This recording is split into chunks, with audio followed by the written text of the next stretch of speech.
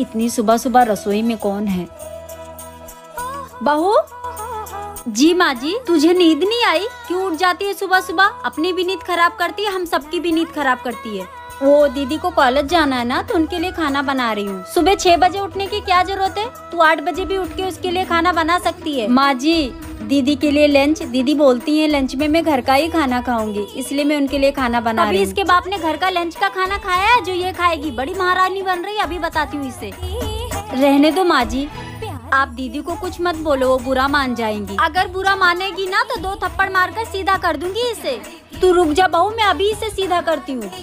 और तू क्यों डर रही है? तुझे डरा कर रखती है क्या ये? नहीं माँ जी। अगर कुछ बोलेगी तो मुझे बताना, उससे डरने की जरूरत नहीं है तुझे। ननद है वो तेरी। जी माँ जी। बहू तू जाके रेस्ट कर, इसके लिए टिफिन मैं बना दूंगी, जा। লাইক কর, কমেন্ট কর, ভিডিওটা ভাইরাল কর, তাড়াতাড়ি কর।